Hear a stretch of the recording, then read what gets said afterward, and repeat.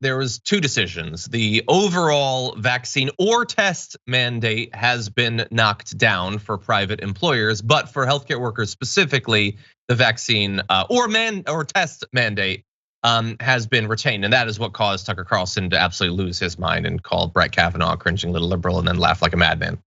So that the rule, by the way, which like it had been challenged so quickly that it hadn't even gone into effect now. More than 80 million people would have been affected by the mandate that they're knocking down with, again, just utilizing the conservative supermajority that they have. Get ready for more 6-3 decisions because they have control of the Supreme Court. It matters whether you control the Supreme Court or not, and you very much should prioritize control of the Supreme Court when deciding who to vote for president. Don't forget that. But anyway, OSHA believes that 6,500 lives could have been saved if the vaccine or test mandate had been allowed to continue. 250,000 hospitalizations too over 6 months, and now we won't have it. But it's good because, yeah, sure they're knocking down this vaccine or test mandate, but we've been doing really well recently with COVID anyway. So I think we can afford to take this hit, Brett. I don't know. I feel like there's a way to find to what's that? I said we're rocking the response right now. What's the difference? We're not rocking the response. I don't know. I have such COVID fatigue, and I realize that I have, and where the rubber meets the road here is the luxury I have to work in a job in an industry where I don't have to be around people. There's tons of reasons why I love that, and there's more industries, more jobs in America where you have to be around people. And the reason government is to keep people safe and to protect the country. That's how. Health, safety, human rights, defense of human rights of the citizens and everyone in the country, putting together laws that protect people. That's the government. And this seems like a role for the government. And I think there could be more caveats, like 100 people if they don't all work together. If you have a workplace where people get together and congregate, you could refine that rule. But there's nowhere to go if we're this far down the road of 6-3 Supreme Court, and you'll see decisions like this.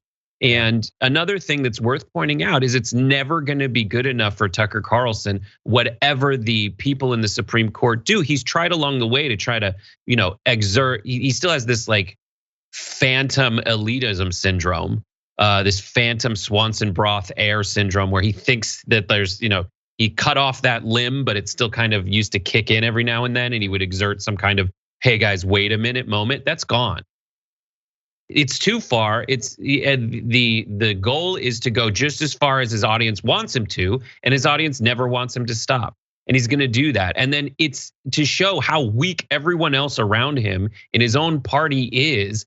If you're getting beaten and muscled out by Tucker frickin' Carlson, you are wildly, stupidly failing at everything. The only person who's stronger than Tucker is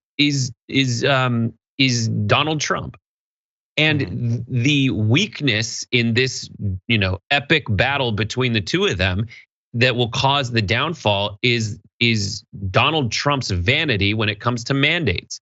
That's his hubris. His hubris is this is my vaccine. And he's gonna tell wildly anti-vax people who don't want any more information that they should get the vaccine, even if it's not a mandate. And that's how Tucker's just gonna keep driving a wedge and try to win. Yeah. And if he fails, he's gonna pivot in a way where it's like, I wasn't even trying. That's also another frustrating thing about Tucker's approach. Yeah, and his audience will be fine with it because he doesn't, again, they have trained their audience to not expect consistency. And so you try out things, and if it doesn't work out, you just discard it. Really fast, you should also know that while this case was being argued, two of the lawyers arguing the anti-vax case had to do so remotely because they failed their COVID tests that they were mandated to take, as Ellie Mistel, friend of the show, points out. Good that they had to take the test because they might have exposed the Supreme Court to COVID if they hadn't been tested.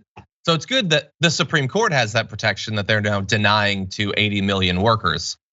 By the way, Ellie Mistel, who wrote that, also points out, I want everybody to remember that the Supreme Court has said the government doesn't have the authority to make people wear a mask when it later says it does have the authority to force women to give birth against their will. Very good point.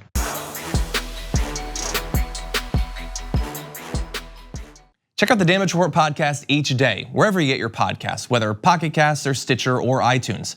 You can join me as I give you the news and stories you want, with a range of co-hosts and interview guests jumping in on the fun each day. Again, that's the Damage Report, wherever you get your podcasts. And if you get them at iTunes, don't forget to rate and review. Sometimes I'll read them live on the show.